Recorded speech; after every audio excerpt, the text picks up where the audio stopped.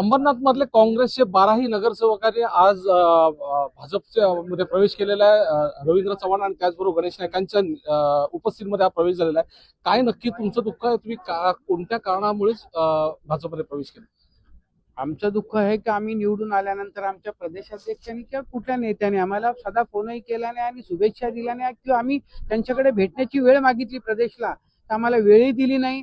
मग नंतर शहर विकास आघाडीची स्थापना होत होती, ती आम्हाला भाजपाने सांगितलं की आपण विकास आघाडीच्या दृष्टीने एकत्रित येऊ आणि मग त्या दृष्टीने आम्ही आघाडी स्थापन केल्यानंतर त्यांनी आमच्यावर डायरेक्ट निलंबनाची कारवाई केली। तर आघाडी कशी झाली, काय झाली आहे? भाजपा आम्हाला उपनगराध्यक्ष पद देत होता, ते मतदान काँग्रेसला करणार होते। मग इथे आमची काय चूक होती? जर कुठेतरी काँग्रेसचा उपाध्यक्ष शहर उपनगराध्यक्ष निवडून येत होता, तर त्याच्यात कुठलं दुःख होतं? तुम्ही आम्हाला नोटीस पाठवायची होती किंवा फोन करून बोलवायचं होतं।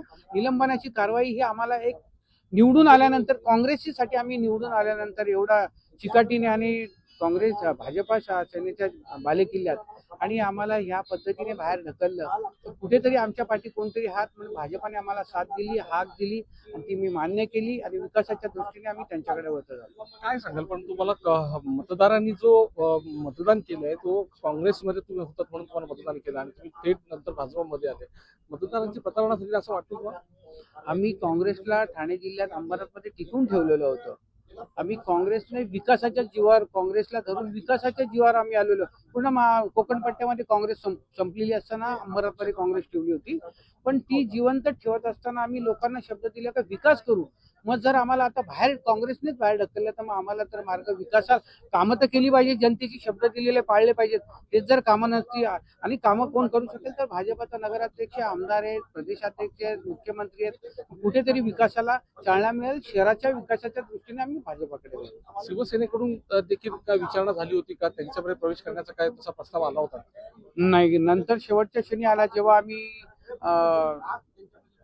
गट स्थापना केली। गटाची स्थापना केल्यानंतर शिवसेनेच्या हालचाली वाढल्या, तोपर्यंत आम्ही आमचा मार्ग फायनल झालेला होता। नंतर त्यांचा काय दोष नाहीये, तर त्यांना त्या गोष्टीची कल्पना नव्हती। माननीय खासदार श्रीकांतजी शिंदे किंवा उपमुख्यमंत्री शिंदे साहेब असतील, एकनाथजी शिंदे साहेब, ते आमचे आमदार कामं करत होती, कामासाठी निधी पाठवत होता, त्याचा विनियोग केला जात होता, ते आम्हाला पटत नव्हतं। लोकांचा कल त्यांच्या बाजूने होता, फक्त कुठेतरी अदलाबदल व्हायची होती, ती झाली नाही आणि त्याच्यात अपयश आलं।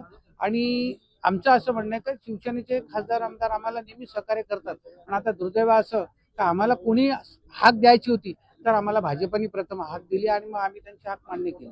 आपण पाहिलं की काँग्रेस पक्षाने आम्हाला प्रथम कारण दाखवा नोटीस बजावायला पाहिजे होती, पण थेट आमच्यावरती निलंबनाची कारवाई केली आणि म्हणूनच आम्ही सगळे नाराज होऊन भाजपमध्ये प्रवेश केला। विनय म्हात्रे, न्यूज 18 लोकमत, नवी मुंबई।